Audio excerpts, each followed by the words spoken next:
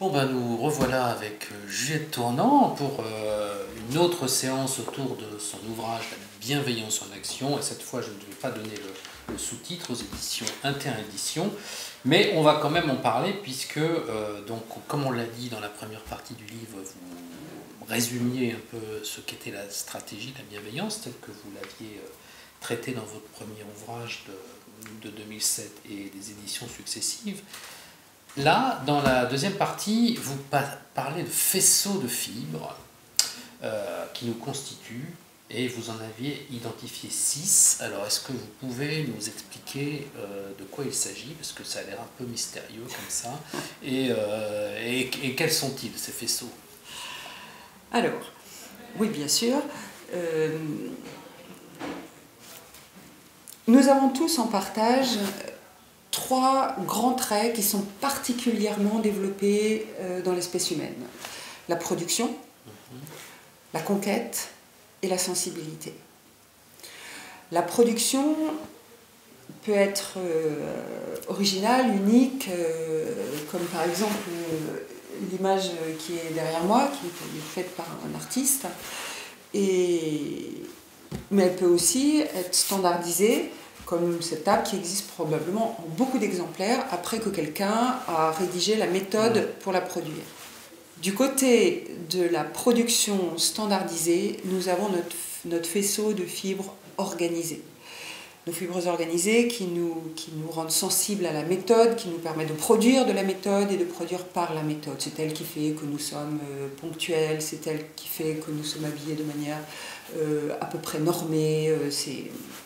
Et puis, nous avons aussi un faisceau de fibres créatives, celles qui nous poussent à des productions spontanées, singulières, inattendues, comme l'œuvre d'un peintre, mais nous en faisons tous des productions créatives. Pour l'axe, le trait de la conquête, nous avons une tendance à la conquête de proximité, une conquête de quelque chose qu'on va pouvoir attraper, qui n'est pas loin, ni dans le temps, ni dans l'espace, et qui nous conduit à l'action. Et puis, et que je vais appeler notre faisceau de fibres compétitrices, celles qui sont stimulées où l'action est stimulée par l'action. Et puis, nous avons aussi un faisceau de fibres équipé pour la conquête de très long terme, des conquêtes de choses dont on peut se dire qu'on ne les verra jamais, mais ça vaut la peine, comme par exemple l'arrêt du réchauffement climatique. Les gens qui travaillent là-dessus savent qu'ils ne le verront probablement pas, mais quand même ils y travaillent. Ils y travaillent avec la force de leur conviction, de leur valeur, de leur fidélité à des choses. Et ça, c'est notre faisceau de fibres convaincus.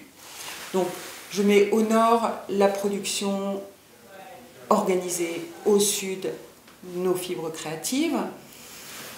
Si la proximité est ici, les fibres compétitrices sont là, les fibres convaincues sont de l'autre côté, sur le même trait. Et puis, il y a le trait de la sensibilité, avec une sensibilité de proximité qui nous donne envie de nous rapprocher, de se toucher, de se rencontrer, de dîner ensemble. Plutôt que de s'envoyer un mail, de passer la tête dans un bureau. Ce sont nos fibres conviviales. Et nous avons aussi une sensibilité dans le calme et le recul, qui est celle qui métabolise les milliers de perceptions que nous avons reçues dans un laps de temps et qui nous permet de décanter notre vision, c'est notre faisceau de fibres visionnaires. Voilà, donc il y en a 6, il y en a 2 sur l'axe de la production, 2 sur l'axe de la conquête, 2 sur l'axe de la sensibilité. Si j'ai bien compris, en fait on n'est pas fait d'un bloc, on a toutes ces fibres, donc chacun de nous est une personnalité complexe et qui a besoin de faire coopérer tous ces faisceaux en fait pour exister. Pour être vraiment soi-même, oui. Nous avons besoin de tous ces faisceaux parce qu'ils s'équilibrent les uns les autres. On peut aussi se laisser aller complètement dans une direction Alors je vais me laisser aller complètement dans la direction de mes fibres convaincues et je vais haranguer le monde, faire la leçon à tout le monde au nom de mes valeurs et puis dans l'action il n'y aura pas grand-chose. Et là j'ai juste négligé de les faire coopérer et je vais me retrouver hors de moi en fait. Je vais me retrouver dans un truc où je suis hors de moi. Et chacun de ces faisceaux, si on l'embrasse tout seul en se disant « Ah oui, mais moi je suis ça le risque c'est de se retrouver hors de soi.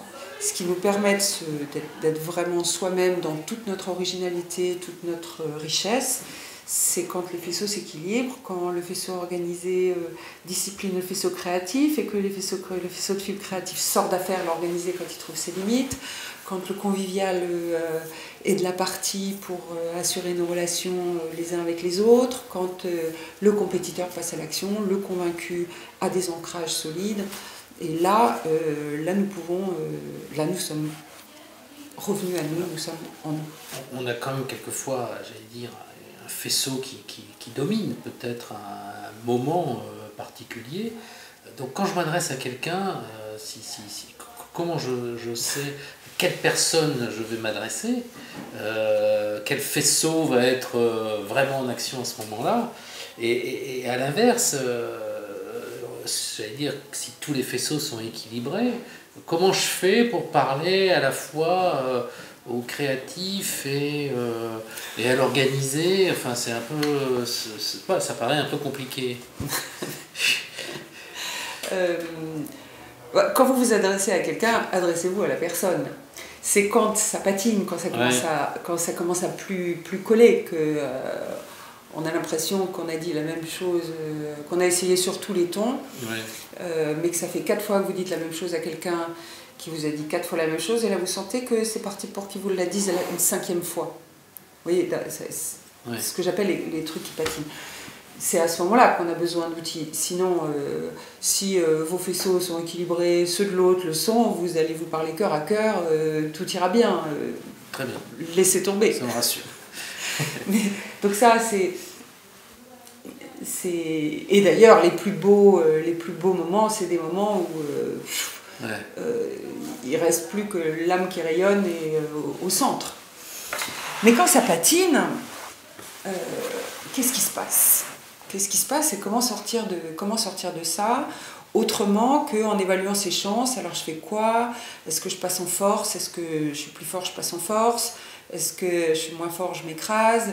Ou est-ce que je vais essayer de jeter un flou sur le truc et puis le malentendu va...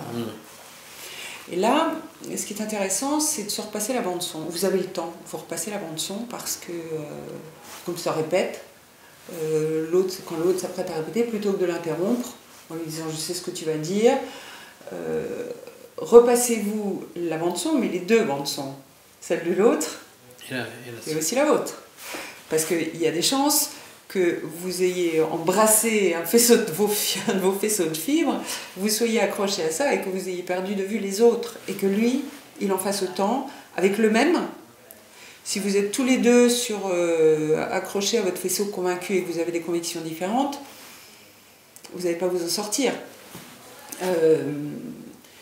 Mais si vous êtes sur un faisceau convivial pendant que l'autre est sur son faisceau compétiteur et que vous ne vous entendez pas, il va falloir essayer de repasser la bande pour essayer de lire les signaux, de voir où vous êtes, où est l'autre, et puis revenir à vous. Qu'est-ce que vous cherchez vraiment? Vous cherchez à satisfaire ce faisceau, ou vous cherchez une solution bienveillante pour lui, bienveillante pour vous, claire, et vous êtes prêt à innover pour l'obtenir, voire à laisser innover. Et là, tout s'arrange. Alors, à quoi est-ce qu'on reconnaît les uns et les autres? Là, je vais vous renvoyer au livre, parce que ce serait un peu long. Ça serait un peu long. Mais il y a quand même pas mal de signes qui permettent de se rendre compte de ce qui est en train de se méjouer. En fait, ça ne joue plus en réalité. Et de voir, là, parfois, vous êtes sur un faisceau, je suis sur l'autre, et ce qui va nous permettre de nous sortir, c'est qu'il y en a un des deux qui va aller sur encore un troisième, mais qui va permettre sur lequel on va pouvoir se rejoindre. Alors là, on était sur les relations, j'allais dire, interpersonnelles, et puis dans la troisième partie du livre, vous parlez des groupes. D'ailleurs, j'allais dire des Dream Team. Alors comment on fait pour, à partir d'un groupe, faire une équipe? C'est un peu votre propos. Vous parlez de mue, en fait, quand le groupe se mue en équipe, et ça se fait en 4 étapes. Alors, sans forcément entrer dans tous les détails, quelles sont ces étapes? Alors, première chose, ces 4 étapes se produisent forcément au cours d'une réunion. Parce qu'un groupe, il n'est groupe que quand les gens sont réunis. Si vous êtes manager d'un groupe, d'une équipe, que vous soyez manager hiérarchique ou manager projet, que vous viviez comme un leader, un manager, un animateur, peu importe, bienveillance pour vous, vous cherchez la coopération de ce groupe. Et comment obtenir la coopération de ce groupe? En coopérant avec son besoin et avec son rêve. Or, quand les gens se rejoignent, ils ont tous en commun, plus ou moins vif, y croyant plus ou moins, le rêve de former Dream Team. Parce qu'il n'y a rien de plus génial, tant qu'à faire, de travailler, que ce soit dans une Dream Team. Ce sera moins d'efforts, ce sera des efforts plus gratifiants et ce sera un meilleur résultat. Et à la sortie, on sera fiers et on se sera fait des frères. Enfin, on aura créé vraiment une fraternité. Donc ça, c'est extrêmement désirable pour le groupe. Donc comment coopérer à ce rêve? Eh bien, en identifiant en effet les 4 étapes de la mue et en satisfaisant les besoins du groupe pour passer d'une étape à l'autre. Alors, quelles sont les étapes? Première étape, ils arrivent dispersés. Quand les gens se réunissent, ils pensent tous à autre chose et à ailleurs. Et à quoi ça se voit? Ça se voit parce qu'ils ont le téléphone dans la main. Pourquoi? Parce qu'ils ne savent pas très bien ce qui va se passer ici. Ils ne savent pas très bien quelle sauce ils vont être mangés. La sécurité n'y est pas. Le terrain de coopération n'est pas clair quand on arrive. Donc, je vais plutôt me référer à l'extérieur, là où est ma sécurité, où sont mes terrains de coopération. Si vous arrivez à clarifier le terrain de coopération, alors ils vont se concentrer sur ce que vous leur dites. Parce que clarifier le terrain de coopération, ça les intéresse, ça correspond à leur rêve. Même si ce n'est pas réfléchi, ça correspond à leur rêve. Donc là, les gens vous écoutent. Ils se concentrent sur vous, dans votre introduction. Et quand vous avez fini de parler, ils sont concentrés. Mais quand ils lèvent les yeux, ils découvrent qu'ils sont parmi les autres. Et là, ils entrent dans une nouvelle étape de la mue qui correspond à la question est-ce que je suis bien à ma place? Est-ce que je vais être acceptée? Ou est-ce que je vais faire la bourde, la gaffe qui va faire que du début, je suis out? C'est une étape pendant laquelle les gens sont en général assez mutiques. Vous leur avez posé une question simple, mais c'est mou. Et là, les gens ont besoin que vous les aidiez à se rapprocher, ils sont en recherche de solidarité. Une fois qu'ils ont trouvé la solidarité grâce à votre aide, là, ils vont entrer dans un nouveau besoin. Alors, je ne sais pas si vous avez remarqué, mais on suit les besoins de Maslow. Peut-être pas les besoins physiologiques qui sont supposés être satisfaits, mais besoin de sécurité en entrant, où est le terrain de coopération? Besoin d'appartenance. Qu'est-ce que je fais parmi les autres? Quelle est ma place parmi les autres? Et puis après, le besoin qui vient, c'est le besoin de reconnaissance, c'est le besoin de se distinguer. Et là, c'est le moment où les gens sont prêts à retrousser leurs manches, se mettre dans l'action. C'est là que vous avez les énergies compétitrices qui se mettent en action, les énergies convaincues aussi, ou peut-être les énergies conviviales se disent « Ouh là là, ça bouge, là, qu'est-ce que je fais ?» Alors les événements commencent à devenir plus remuants. Et c'est un moment où les managers, en tout cas ceux que je rencontre, ont un peu tendance à essayer de cadrer ou recadrer. Alors que c'est comme avoir mis beaucoup de soin à faire partir un feu, et puis dès qu'il commence à partir, lui jeter de l'eau dessus, quoi. Là, c'est un moment où le groupe a besoin que vous l'accompagniez. Et accompagner, c'est d'abord observer, écouter, laisser jouer, pour pouvoir restituer au groupe ce dont il aura besoin à un moment. La 4e étape, alors l'engagement est gagnant, Et la quatrième étape, c'est quand le groupe trouve son autonomie et va être capable de fonctionner sans vous. Et c'est bienveillance pour lui, parce que pour lui, c'est l'accomplissement. Dans la pyramide de Maslow, c'est merveilleux pour vous, parce que vous devenez un chef par qui tout ne passe pas, vous avez confiance dans l'équipe, vous devenez l'interlocuteur de votre équipe, et vous échappez au burn-out. Et vous avez une dream team. Et c'est bon pour l'entreprise, parce qu'elle fait des résultats calmes. Super. Alors dans votre livre, vous détaillez ça très bien. Chaque étape a droit à son chapitre, donc je renvoie tout le monde à l'ouvrage.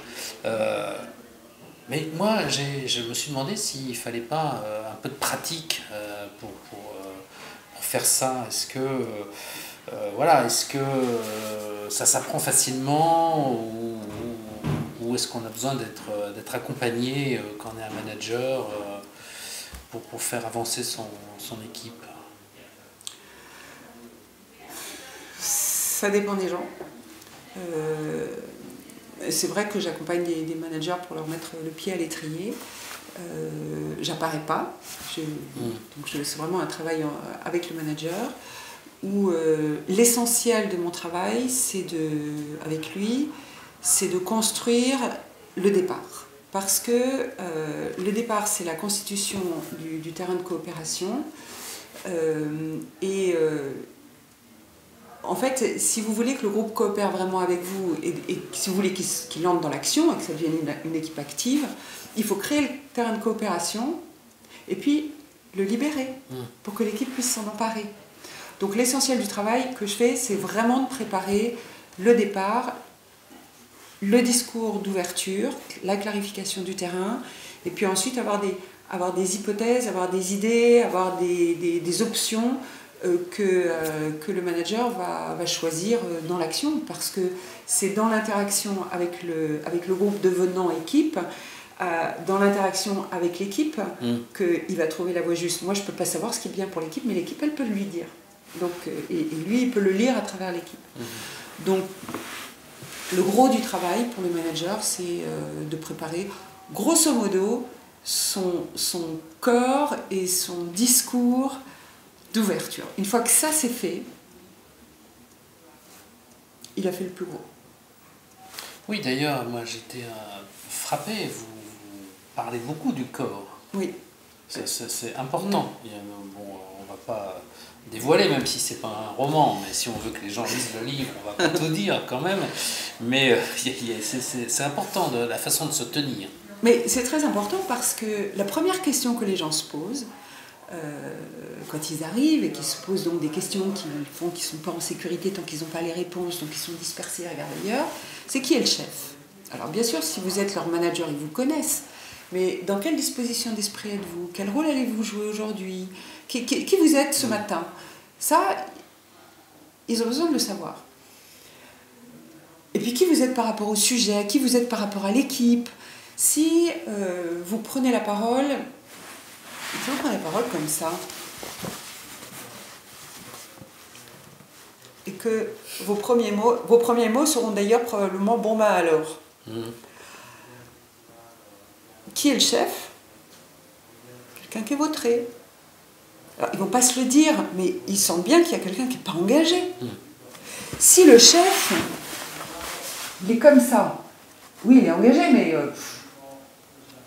oh là, il est menaçant. Donc, je recule. Le chef, c'est quelqu'un qui est là, disponible, complètement là, présent, qui vous respecte parce qu'il se tient bien devant vous, qui se respecte parce que c'est une attitude qui est plutôt plus gratifiante que les autres. Vous êtes disponible, vous êtes serein. C'est la première réponse à qui est le chef. Donc le corps, oui, c'est très important. C'est que vous le vouliez ou non, quand vous prenez la parole devant un groupe, vous constituez un spectacle pour plusieurs personnes. Et ce spectacle dit beaucoup de choses. Autre chose, si je suis comme ça, droite et disponible, mes mains vont partir toutes seules, accompagnant mon discours. Alors que si je commence comme ça, pour faire engager, pas avoir l'air désengagé, et que je vais désigner quelqu'un, bah, le temps que ma main y aille, elle va faire comment? Je suis mal, si en plus c'est quelqu'un qui est là, je ne peux pas le faire. Donc je vais faire comme ça. C'est une chorégraphie qui est moche. J'ai pas voulu, mais j'ai envoyé un coup de menton au début. Alors qu'ils n'ont encore rien fait. Donc ça va me revenir. Si je suis droite, disponible, et que je dois désigner quelqu'un, ma main est prête, elle est dans les temps, et je peux faire un geste qui est agréable. Et tout ça, c'est ce que François Julien appelle ces infimes déclenchements secrets, dont la suite, alors je ne le cite pas exactement, mais il appelle ça des infimes déclenchements secrets qui ont des conséquences considérables. Voilà. Donc c'est tellement simple que c'est vraiment dommage de s'en priver. Maintenant, il faut un peu s'entraîner, mais ça, chacun peut s'entraîner seul. Il faut s'entraîner à se sentir bien dans cette attitude-là, qui n'est pas exactement la même que quand je suis en train de parler avec vous. Quand je parle avec vous, je prends une attitude qui est liée à ça. Mais si je parle avec vous, je leur dois et je me dois, et je crée déjà la clarté sur qui est le chef. Il est là pour nous tous, il est disponible à tous, et puis en plus il a l'air d'être tranquille, serein. Et puis c'est comme magique, c'est ce que me disent les managers, ils disent mais c'est magique, c'est-à-dire qu'on n'a même pas besoin de demander la parole, il suffit de se tenir bien, j'appelle ça la position anatomique. Entrer dans la position anatomique, et tout le monde comprend que c'est à moi de parler, et si tout le monde ne le comprend pas ou ne le voit pas, les premiers qui le comprennent font signe aux autres, ça coopère déjà. Donc c'est le tout début des choses, le corps. Alors je vais vous laisser le mot de la fin. J'avais envie de dire, si j'ai bien compris le livre, que la bienveillance en fait consiste à s'adresser à la personne qu'on a en face de soi et à la considérer comme une personne, ce qui n'est pas toujours d'ailleurs le cas dans le milieu du travail où on a parfois un collaborateur, un collègue, mais pas toujours une personne en face de soi. Vous pouvez le dire comme ça. Mais je ne prétends pas... Oui, non, vous pouvez le lire comme ça. Je dirais que dans l'entreprise, et même si c'est extrapolable hors de l'entreprise, c'est vrai que j'ai travaillé d'abord pour l'entreprise. Dans l'entreprise, nous sommes des personnes qui incarnons aussi des fonctions. Et la bienveillance stratégique consiste à respecter la personne et la fonction. La sienne, celle de l'autre et celle des autres. Si au nom du respect de la personne, je laisse partir ma collaboratrice qui veut préparer sa fête d'anniversaire le vendredi midi alors qu'elle n'a pas fini son boulot, c'est pas de la bienveillance, c'est de la complaisance, c'est peut-être de la lâcheté. Qui va le faire ce travail? Est-ce que c'est moi alors que je devrais faire autre chose? Est-ce que c'est ou je vais rentrer trop tard chez moi et c'est ma gamine qui paye en fait? Il y a tout.